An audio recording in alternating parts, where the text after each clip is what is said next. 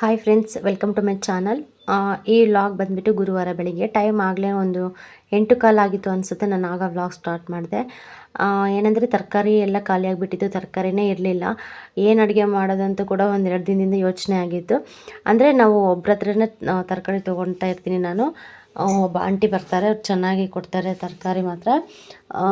ಅದಕ್ಕೋಸ್ಕರ ನಾನು ಅವ್ರು ಯಾವಾಗ ಬರ್ತಾರೆ ಅವ್ರು ಒಂದು ಸತಿ ಒಂದು 100 ರೂಪಾಯಿ ಇಲ್ಲ 150 ರೂಪಾಯಿ ಒಟ್ಟು ಅವ್ರು ಏನು ತರಕಾರಿ ತಂದಿರ್ತಾರೆ ಎಲ್ಲ ಕೂಡ ನಾನು ಕಾಲು ಕೆ ಜಿ ಇಲ್ಲ ಅರ್ಧ ಕೆ ಜಿ ಹಾಕ್ಸ್ಕೊಂಡು ನೀಟಾಗಿ ಫ್ರಿಜ್ಜಲ್ಲೇ ತಿಟ್ಬಿಡ್ತೀನಿ.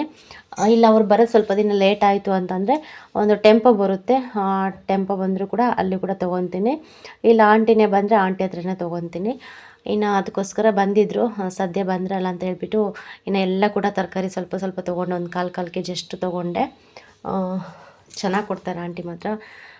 ಇನ್ನು ಅದಕ್ಕೋಸ್ಕರ ಎಲ್ಲ ತೊಗೊಂಬಂದು ಇವಾಗ ಎಲ್ಲ ಒಂದೇ ಟಬ್ಬಲ್ಲಿ ಹಾಕ್ಸ್ಕೊಬಂದ್ಬಿಟ್ಟಿದೆ. ಇನ್ನು ಅದಕ್ಕೆಲ್ಲ ಡಿವೈಡ್ ಮಾಡ್ತಾಯಿದ್ದೀನಿ. ಡಿವೈಡ್ ಮಾಡಿಬಿಟ್ಟು ಎಲ್ಲ ನೀಟಾಗಿ ಫ್ರಿಜ್ಜಲ್ಲಿ ಹಾಕಿಟ್ರೆ ಇರುತ್ತೆ ಅಂತ ಹೇಳಿ ಅದನ್ನೆಲ್ಲ ಡಿವೈಡ್ ಮಾಡ್ತಾಯಿದ್ದೀನಿ. ಮತ್ತು ಇದು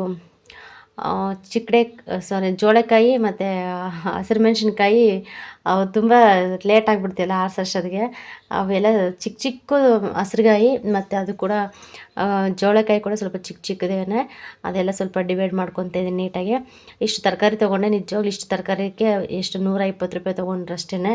ಇನ್ನು ಇದೇ ತರಕಾರಿನ ಬೇರೆಯವ್ರ ಹತ್ರ ತೊಗೊಂಡಿದ್ರೆ ಒಂದು 150 160 ರೂಪಾಯಿ ಏನೋ ಪಕ್ಕ ಅವರು ಹಾಕ್ತಾಯಿದ್ರು. ಒಂಚೂರು ಬದನೆಕಾಯಿ ಒಂದು ಸ್ವಲ್ಪ ಹಂಗೆ ಬಾಡೋಗಿರುತ್ತೆ ಅಷ್ಟೇ. ಅದು ಬಿಟ್ಟರೆ ಇನ್ನೇನು ಪ್ರಾಬ್ಲಮ್ ಇರಲಿಲ್ಲ. ಮತ್ತು ಬೆಂಡೆಕಾಯಿ ಕೂಡ ಒಂಚೂರು ಬಾಡೋಗಿದ್ವು. ಅದಕ್ಕೆ ಇರಲಿ ಪರವಾಗಿಲ್ಲ ಇವಾಗ ಮಾಡೋಣ ಅಂತ ಹೇಳಿ ಎಲ್ಲ ಡಿವೈಡ್ ಮಾಡಿದೆ. ನೋಡ್ತಾ ಇರ್ಬೋದು ಇಷ್ಟು ತರಕಾರಿ ತೊಗೊಂಡಿದೆ. ಜೋಳಕಾಯಿ, ಹಸಿರು ಮೆಣಸಿನ್ಕಾಯಿ ಮತ್ತು ಬೆಂಡೆಕಾಯಿ, ಬದನೆಕಾಯಿ, ಹಸ್ರುಗಾಯಿ, 2 ಥರದ ಹಸಿರು ಮೆಣಸಿನ್ಕಾಯಿ ತೊಗೊಂಡೆ ನಾನು. ದಪ್ಪದ ಹಸಿರು ಮೆಣಸಿನ್ಕಾಯಿ ಮತ್ತು ಇದು ಖಾರ ಹಸಿರು ಮೆಣಸಿನ್ಕಾಯಿ ತೊಗೊಂಡೆ. ಮತ್ತು ಸ್ವಲ್ಪ ಕ್ಯಾರೆಟು, ಬೀನ್ಸು ಮತ್ತು ಆಲೂಗೆಡ್ಡೆ ಕೂಡ ತೊಗೊಂಡಿದ್ದೆ.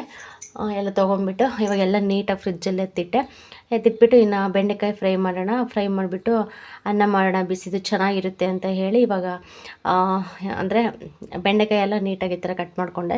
ನನಗೆ ರೌಂಡ್ ಶೇಪಲ್ಲಿ ಕಟ್ ಮಾಡಿಕೊಂಡ್ರೆ ಅಷ್ಟೊಂದು ಇಷ್ಟ ಆಗೋಲ್ಲ ನನಗೆ. ನಾನು ಯಾವಾಗಾದರೂ ಅಷ್ಟೇ ಏನಾದರೂ ಸಾಂಬಾರು ಇಲ್ಲ ಬೆಂಡೆಕಾಯಿ ಹುಳಿ ಮಾಡ್ತೀವಲ್ವ ಆವಾಗ ಮಾತ್ರ ನಾನು ಸ್ವಲ್ಪ ರೌಂಡ್ ಶೇಪಲ್ಲಿ ಕಟ್ ಮಾಡ್ಕೊತೀನಿ ಅಷ್ಟೇ.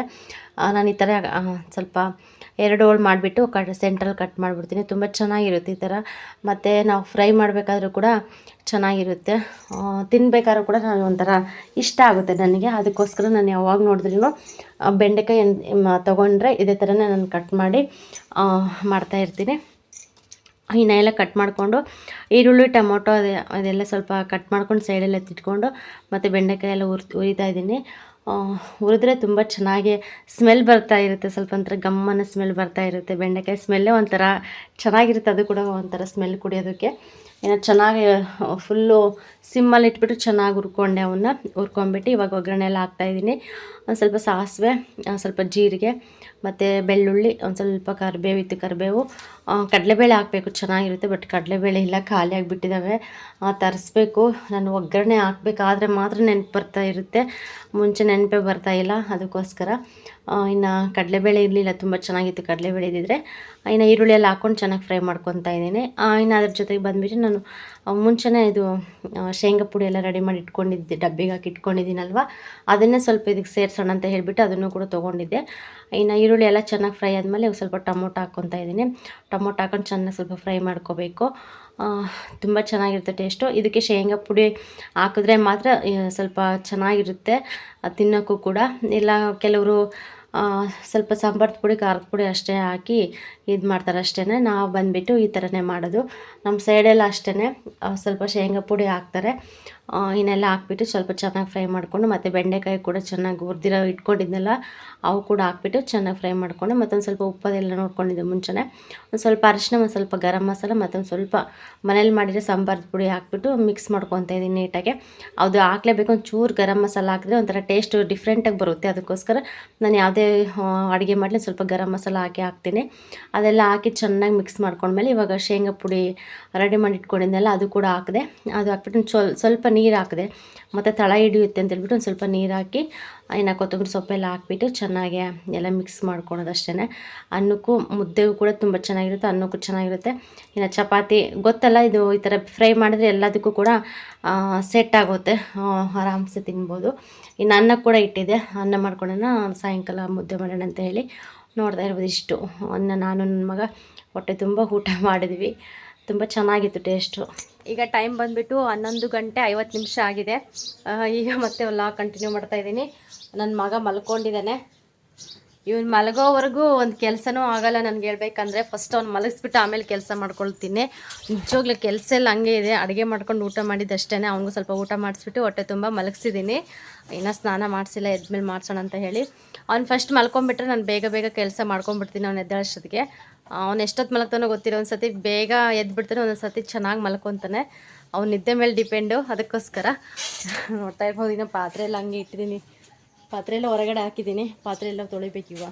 ಒಂದು ಸ್ವಲ್ಪ ನೀರದ್ದು ಪಾತ್ರೆ ಜಾಸ್ತಿ ಇಲ್ಲ. ಇನ್ನು ಇವು ನೋಡಿ ಯಾವ ಥರ ಮಾಡ್ಕೊಂಡ್ಬಿಟ್ಟಿದೆ ಅಂತ. ಇವೆಲ್ಲ ಗುಡಿಸ್ಬೇಕು.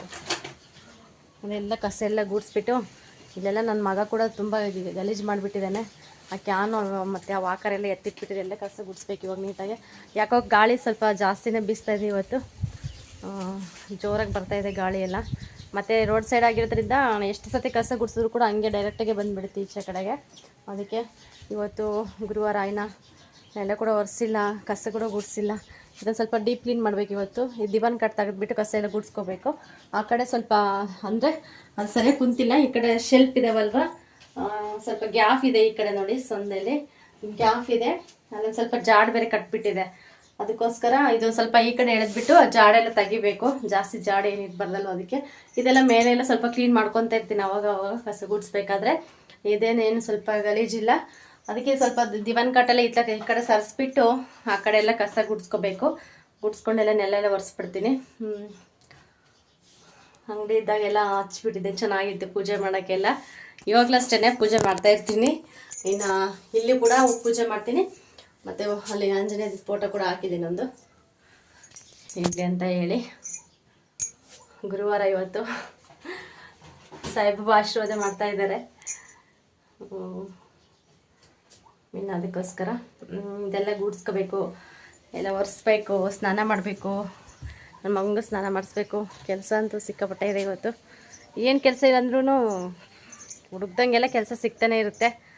ಅದಕ್ಕೋಸ್ಕರ ಮಾಡ್ಕೊತೀನಿ ಬೇಗ. ಮತ್ತು ಇವನು ಎದ್ಬಿಟ್ರಂತೂ ಒಂದು ಕೆಲಸ ಮಾಡೋಕ್ಕೂ ಕೂಡ ಬಿಡೋದಿಲ್ಲ. ಅದಕ್ಕೆ ಓಕೆ ಫ್ರೆಂಡ್ಸ್, ವಿಡಿಯೋ ಇಷ್ಟ ಆದರೆ ಲೈಕ್ ಮಾಡಿ, ಕಮೆಂಟ್ ಮಾಡಿ, ಶೇರ್ ಮಾಡಿ. ಹಾಗೆ ಯಾರಾದರೂ ನನ್ನ ಚಾನಲ್ ಹೊಸ್ದಾಗಿ ನೋಡಿದ್ರೆ ಪ್ಲೀಸ್ ಸಬ್ಸ್ಕ್ರೈಬ್ ಮಾಡ್ಕೊಂಡು ಚಾನಲ್ ನೋಡಿ ಅಂತ ಕೇಳ್ಕೊಳ್ತೀನಿ. ಸಬ್ಸ್ಕ್ರೈಬರ್ ತುಂಬ ಮುಖ್ಯ ನನಗೆ. ಸಬ್ಸ್ಕ್ರೈಬೇ ಆಗ್ತಾಯಿಲ್ಲ, ಅದೇ ಒಂಥರ ಬೇಜಾರಾಗ್ತಾ ಇದೆ. ನೋಡೋಣ. ಇಷ್ಟೇ, ಏನಿಲ್ಲ, ಮನೇಲಿ ಇರ್ತೀವಲ್ವ. ನನ್ನ ರೋಟೀನ್ ಏನಿರುತ್ತೆ ಅದು ನಿಮ್ಮ ಹತ್ರ ಶೇರ್ ಮಾಡ್ಕೊತೀನಿ ಅಷ್ಟೇ. ಬೇರೆ ಕಡೆ ಎಲ್ಲಾದರೂ ಹೋದ್ರೂ ಮಾಡ್ಬೋದು ವೀಡಿಯೋಸ್, ಎಲ್ಲೂ ಹೋಗೋದಿಲ್ಲ. ಇನ್ನು ನನ್ನ ಇರೋದೇ ಮನೆಯಲ್ಲೇ. ಅದಕ್ಕೋಸ್ಕರ ನಾನು ಏನೇನು ಮಾಡ್ತೀನೋ ಕೆಲಸ ಅದೆಲ್ಲ ನಿಮ್ಮ ಹತ್ರ ಶೇರ್ ಮಾಡ್ಕೊತೀನಿ ಅಷ್ಟೇ. ಪ್ಲೀಸ್ ಇಷ್ಟ ಆದರೆ ಲೈಕ್ ಅಂತೂ ಮರಿಬೇಡಿ. ಹಾಗೆ ಹೊಸ್ದಾಗಿ ನೋಡಿದ್ರೆ ಪ್ಲೀಸ್ ಸಬ್ಸ್ಕ್ರೈಬ್ ಮಾಡ್ಕೊಂಡು ಚಾನಲ್ ನೋಡಿ ಅಂತ ಕೇಳ್ಕೊಳ್ತೀನಿ. ಹಾಗೆಯೇ ಈ ಬುಟ್ಟಿ ತೊಗೊಂಡೆ, ಚೆನ್ನಾಗಿದೆಯಲ್ಲ. ಬೆಳ್ಳುಳ್ಳಿ ಆದರೂ ಹಾಕಿಡ್ಬೋದು, ಈರುಳ್ಳಿ ಆದರೂ ಹಾಕಿಡ್ಬೋದು. ತುಂಬ ಚೆನ್ನಾಗಿದೆ ಇದು. ಇದು ಬಂದುಬಿಟ್ಟು ಇವಾಗ ಒಂದು ಸ್ವಲ್ಪ ತಲೆ ಕೂದಲಿದ್ದು ಬಾಚ್ಕೊಂಡು ಹಂಗೆ ಕವರ್ಗೆ ಹಾಕಿ ಇಟ್ಟಿರ್ತೀನಿ. ನಾನೆಲ್ಲ ಬಿಸಾಡೋದಿಲ್ಲ ಕೂದಲು. ಯಾವುದೇ ಕಾರಣಕ್ಕೂ ತಲೆ ಕೂದಲು ಮಾತ್ರ ಎಲ್ಲೂ ಕೂಡ ಬಿಸಾಡಬಾರ್ದು. ಅದಕ್ಕೋಸ್ಕರ ನಾನೆಲ್ಲ ಕವರ್ಗೆ ಹಾಕಿ ಎತ್ತಿಟ್ಕೊಂಡಿರ್ತೀನಿ. ಒಂದು ಸ್ವಲ್ಪ ಇದ್ದಿದ್ದು, ಜಾಸ್ತಿ ಕೂಡ ಇರಲಿಲ್ಲ ಪಾಪ. ಅಷ್ಟು ತಲೆ ಕೂದಲಿಗೆ ಇಷ್ಟೊಂದು ಬುಟ್ಟಿ ಕೊಡೋದೇ ಹೆಚ್ಚು ಅಂತಲೇ ಹೇಳ್ಬೋದು. ಇನ್ನು ದೊಡ್ಡ ದೊಡ್ಡ ಐಟಮ್ ಇದ್ದು, ಬಾಕ್ಸ್ ಅವೆಲ್ಲ ಇದ್ದು. ಹೇಳ್ಬೇಕಂದ್ರೆ ಇದು ಸ್ವಲ್ಪ ಚಿಕ್ಕದಾಗಿದ್ದು. ಇನ್ನು ಏನಿಲ್ಲಲ್ಲಮ್ಮ, ಇದೊಂದಿದೆ, ಇದನ್ನೇ ತಗೊಂತ ಪಾಪ ವಾಂಟಿ ಕೊಟ್ಟೋದ್ರು. ಖುಷಿ ಆಯಿತು ನನಗೆ. ಸರಿ ಬಿಡು, ಬೆಳ್ಳುಳ್ಳಿ ಏನಾದರೂ ಹಾಕಿಡಕ್ಕೆ ಬರುತ್ತೆ ಅಂತ ಹೇಳ್ಬಿಟ್ಟು ಇನ್ನು ತೊಗೊಂಡಿದ್ದೀನಿ. ಈಗ ಬೆಳ್ಳುಳ್ಳಿ ಕೂಡ ತೊಗೊಂಡಿದ್ದೀನಿ. ಸ್ವಲ್ಪ ಹಸಿ ಇದ್ದಾವೆ. ಅದಕ್ಕೆ ಸ್ವಲ್ಪ ಬಿಸಿಲಿಗೆ ಹಾಕೋಣ ಅಂತ ಹೇಳ್ಬಿಟ್ಟು, ಹೆಂಗೆ ಬುಟ್ಟಿ ಚೆನ್ನಾಗಿ ಸಿಕ್ಕಿದೆ ಅಂತೇಳಿ ಇವಾಗ ಬಿಸಿಲಿಗೆ ಇಡ್ತೀನಿ. ಚೆನ್ನಾಗಿ ಬಿಸಿಲು ಬರ್ತಾ ಇದೆ. ಸ್ವಲ್ಪ ಹಾಕಿ ಇಟ್ಬಿಡ್ತೀನಿ ಬಿಸಿಲಿಗೆ, ಉಳ್ಕೊಳ್ಳಿ ಅಂತ ಹೇಳ್ಬಿಟ್ಟು. ಮತ್ತು ಈರುಳ್ಳಿ ಕೂಡ ತೊಗೊಂಡಿದ್ದೆ ನೆನ್ನೆ ಎಲ್ಲ ಮೊನ್ನೆ ತೊಗೊಂಡಿದ್ದೆ ಈರುಳ್ಳಿ. ಅವು ಕೂಡ ಸ್ವಲ್ಪ ಬಿಸಿಲಿಗೆ ಹಾಕಬೇಕು. ಇವಿರಲಿ ಅಂತೇಳ್ಬಿಟ್ಟು ಹಾಕಿಲ್ಲ. ಇರಲಿ ಅಂತೇಳ್ಬಿಟ್ಟು ಸ್ವಲ್ಪ ದೊಡ್ಡದಾಗಿ ಚೆನ್ನಾಗಿದೆ. 100 ರೂಪಾಯಿಗೆ 3 kg ಈರುಳ್ಳಿ. ಸ್ವಲ್ಪ ಸಿಟಿಯಲ್ಲೆಲ್ಲ 4 kg 5 kg ಕೊಡ್ತಾರೆ. ಈ ಥರ ಮಾರ್ಕೊಂಬರ್ತಾರಲ್ಲ ಹಳ್ಳಿ ಕಡೆ, ಅವರು ಪೆಟ್ರೋಲ್ ಖರ್ಚು ಅದು ಇದೆಲ್ಲ ತೆಗೆದ್ಬಿಟ್ಟು ಸ್ವಲ್ಪ ಜಾಸ್ತಿ ಇರೋದನ್ನೇ ಕೂಡ ಕಡಿಮೆ ಮಾಡಿ ಕೊಡ್ತಾರೆ. ಈಗ 1 kg ಜಾಸ್ತಿ ಇರೋದನ್ನು 1 kg ಕಡಿಮೆ ಮಾಡಿ ಕೊಡ್ತಾರೆ. ಈಗ 100 ರೂಪಾಯಿಗೆ 4 kg ಮಾರೋದನ್ನು 100 ರೂಪಾಯಿಗೆ 3 kg ಮಾರಿ ಕೊಡ್ತಾರೆ. ಚೆನ್ನಾಗಿದೆ ಸೈಜು ಕೂಡ. ಗೆಡ್ಡೆ ಕೂಡ ಚೆನ್ನಾಗಿದ್ದಾವೆ, ಏನು ಕೊಳ್ತೋಗಿಲ್ಲ, ಏನಿಲ್ಲ. ತುಂಬ ಚೆನ್ನಾಗಿದ್ದು. ಅದಕ್ಕೆ ಒಂದು 100 ರೂಪಾಯಿ ಕೊಟ್ಟು ತೊಗೊಂಡಿದ್ದೆ. ಮತ್ತು ಬೆಳ್ಳುಳ್ಳಿ ಕೂಡ ತೊಗೊಂಡಿದ್ದೆ. ಅವನ್ನ ಸ್ವಲ್ಪ ಬಿಸಿಲಿಗೆ ಹಾಕಬೇಕು. ಒಂದು ಸ್ವಲ್ಪ ಹಸಿ ಇದ್ದಾವೆ ಅವು. ಇನ್ನು ಅದಕ್ಕೋಸ್ಕರ ಇನ್ನು ಸ್ಟವೆಲ್ಲ ತೊಳಿಬೇಕು. ಕೆಲಸ ಅಂತೂ ಜಾಸ್ತಿನೇ ಇದೆ. ಬೇಗ ಮಾಡ್ಕೋಬೇಕು. ಎಷ್ಟು ಬೇಗ ಕೆಲಸ ಮುಗೀತೋ ಅಷ್ಟೇ ಒಳ್ಳೆಯದು. ಅದಕ್ಕೋಸ್ಕರ ಓಕೆ ಫ್ರೆಂಡ್ಸ್, ಹಾಗೆ ವ್ಲಾಗ್ ಕಂಟಿನ್ಯೂ ಆಗುತ್ತೆ. ಫ್ರೆಂಡ್ಸ್, ಬೆಳ್ಳುಳ್ಳಿ ತೊಗೊಂಡಿದ್ದಲ್ವಾ ನೋಡಿ, ಇಷ್ಟೇ ಇರೋದು. ಇದು ತೂಕ ಬಂದ್ಬಿಟ್ಟು ಜಾಸ್ತಿನೇ ತೂಕ ಬರುತ್ತೆ. ಗೆಡ್ಡೆ ಬಂದ್ಬಿಟ್ಟು ಚೆನ್ನಾಗಿ ಒಣಗಿದ್ರೆ ನಮ್ಗೆ ಜಾಸ್ತಿ ಗೆಡ್ಡೆ ಬರುತ್ತೆ. ಒಣಗಿಲಿಲ್ಲ ಹಸಿವು ಅಂತಂದರೆ ತೂಕ ಜಾಸ್ತಿ ಬರುತ್ತೆ, ಗೆಡ್ಡೆ ಕಮ್ಮಿ ಬರುತ್ತೆ. ಅದಕ್ಕೋಸ್ಕರ ನೋಡಿ ಎಷ್ಟು ಹಸಿ ಇದೆ, ನೋಡ್ತಾ ಇರ್ಬೋದು. ಅರ್ಜೆಂಟ್ ಇರಲಿಲ್ಲ, ತೊಗೋಬೇಕಾಯ್ತು, ಅದಕ್ಕೆ ತೊಗೊಂಡೆ. ಒಂದು ಬೆಳ್ಳುಳ್ಳಿ ಕೂಡ ಇರಲಿಲ್ಲ ಮನೆಯಲ್ಲಿ, ಅದಕ್ಕೋಸ್ಕರ ತೊಗೊಂಡಿದ್ದೀನಿ ಅಷ್ಟೇ. ಇಲ್ಲಾಂದರೆ ಸ್ವಲ್ಪ ಚೆನ್ನಾಗಿ ಒಣಗಿರೋವಾದರೆ ತೊಗೊತಾ ಇದ್ದೆ. ಅವ್ರು ಇವನ್ನೇ ಹಾಕೊಬಂದಿದ್ದು, ಮತ್ತು ಇನ್ನೇನು ವಾಪಸ್ಸು ಅಂತೇಳ್ಬಿಟ್ಟು ತೊಗೊಂಡಿದ್ದೆ. ನೋಡ್ತಾ ಇರ್ಬೋದು, ಇಷ್ಟೇ ನಮಗೆ ತೂಕ ಬಂದಿರೋದು. ಇವೇ ಚೆನ್ನಾಗಿ ಸ್ವಲ್ಪ ಒಣಗಿದ್ರಂತೂ ಇನ್ನೂ ಒಂದು 5-6 ಬೆಳ್ಳುಳ್ಳಿಗೆ ಸ್ವಲ್ಪ ಜಾಸ್ತಿನೇ ಬರ್ತಾಯಿತ್ತು. ಇಷ್ಟೇ ಇವಾಗ. ಅದಕ್ಕೆ ಸ್ವಲ್ಪ ಬಿಸಿಲಿಗೆ ಇಡ್ತಾಯಿದ್ದೀನಿ. ಗಾಳಿ ಕೂಡ ಚೆನ್ನಾಗಿ ಬರ್ತಾಯಿದೆ ಇವತ್ತು, ಪರವಾಗಿಲ್ಲ. ಅದಕ್ಕೆ ಸ್ವಲ್ಪ ಒಣಕೊಳ್ಳಿ, ಇಲ್ಲಿ ಚೆನ್ನಾಗಿ ಬಿಸಿಲು ಬರ್ತಾಯಿದೆ, ಇಲ್ಲಿ ಇಟ್ಬಿಟ್ರೆ ಚೆನ್ನಾಗಿರುತ್ತೆ ಅಂತೇಳಿ. ಇನ್ನು ಈರುಳ್ಳಿ ಬಂದುಬಿಟ್ಟು ನಾನು 2 ದಿನ ಬಿಟ್ಬಿಟ್ಟು ಅವನು ಕೂಡ ಸ್ವಲ್ಪ ಬಿಸಿಲಿಗೆ ಹಾಕ್ಬಿಟ್ಟು ಎತ್ತಿಡ್ತೀನಿ. ಸ್ವಲ್ಪ ಬೆಳ್ಳುಳ್ಳಿ ಒಣಕೊಂಡು ತುಂಬ ಹಸಿ ಇದೆ ಇದು, ಅದಕ್ಕೋಸ್ಕರ. ಇನ್ನು ಪಾತ್ರೆ ಎಲ್ಲ ತೊಳಿಬೇಕು. ಫಸ್ಟ್ ಇದೆಲ್ಲ ಕಸ ಗುಡಿಸ್ಬಿಟ್ಟು ಆಮೇಲೆ ಪಾತ್ರೆ ಎಲ್ಲ ತೊಳಿತೀನಿ. ಇದೆಲ್ಲ ಕ್ಲೀನ್ ಮಾಡ್ತೀನಿ ಫಸ್ಟು, ಅದಕ್ಕೋಸ್ಕರ ಇದೆಲ್ಲ ಕ್ಲೀನ್ ಮಾಡಿ ಆಮೇಲೆ ಸಿಗ್ತೀನಿ ಫ್ರೆಂಡ್ಸ್ ನೆಕ್ಸ್ಟ್.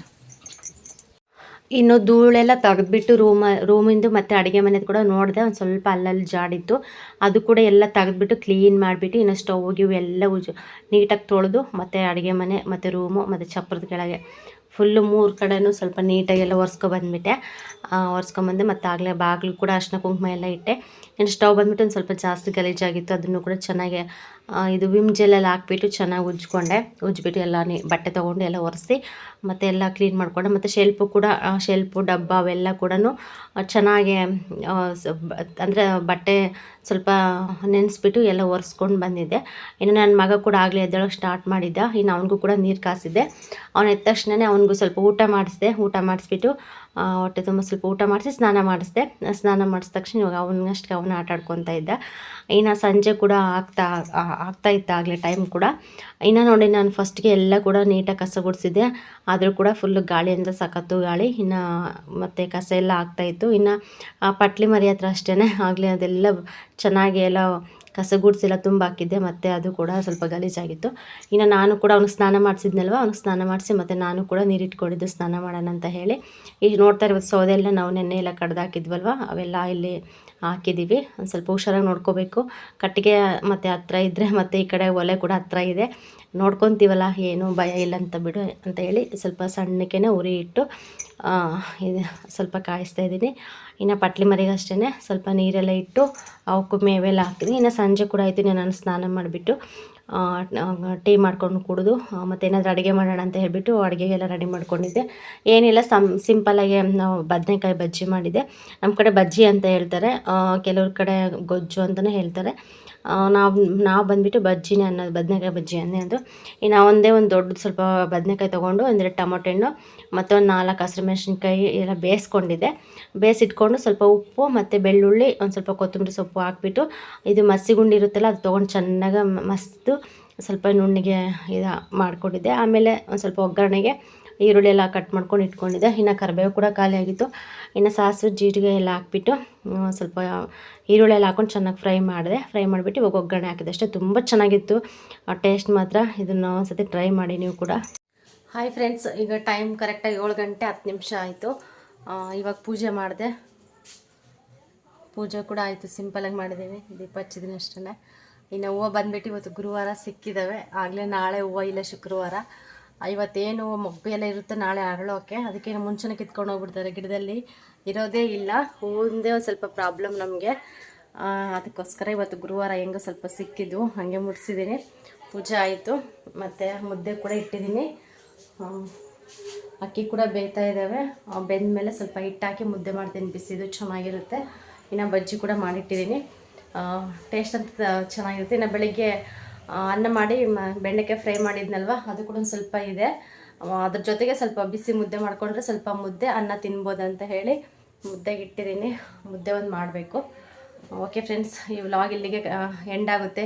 ಪ್ಲೀಸ್ ಇಷ್ಟ ಆದರೆ ಲೈಕ್ ಮಾಡಿ, ಕಮೆಂಟ್ ಮಾಡಿ, ಶೇರ್ ಮಾಡಿ. ಹಾಗೆ ಯಾರಾದರೂ ನನ್ನ ಚಾನಲ್ ಹೊಸ್ದಾಗಿ ನೋಡಿದ್ರೆ ಪ್ಲೀಸ್ ಸಬ್ಸ್ಕ್ರೈಬ್ ಮಾಡ್ಕೊಂಡು ಚಾನಲ್ ನೋಡಿ ಅಂತ ಕೇಳ್ಕೊಳ್ತೀನಿ. ಆದಷ್ಟು ಸ್ವಲ್ಪ ನಿಮ್ಮ ಫ್ಯಾಮಿಲಿಗೆ, ನಿಮ್ಮ ಫ್ರೆಂಡ್ಸ್ಗೆ ಶೇರ್ ಮಾಡಿದ್ರೆ ಒಳ್ಳೇದಂತ ಅನಿಸುತ್ತೆ. ನಿಮ್ಮಿಂದ ನಮಗೆ ಹೆಲ್ಪ್ ಆಗ್ಬೋದು. ನನ್ನ ಚಾನಲ್ ನೇಮ್ ಅವ್ರಿಗೆ ಲಿಂಕ್ ಆದರೂ ಪರವಾಗಿಲ್ಲ ಮತ್ತು ನೇಮ್ ಆದರೂ ಪರವಾಗಿಲ್ಲ, ಅವರಿಗೆ ಕಳಿಸಿದ್ರೆ ಅವರು ಅಟ್ಲೀಸ್ಟ್ ಓಕೆ ಮಾಡಿಬಿಟ್ಟು ಸಬ್ಸ್ಕ್ರೈಬ್ ಆದರೂ ಮಾಡ್ಕೊಂಡು ಹೆಲ್ಪ್ ಮಾಡ್ತಾರೆ.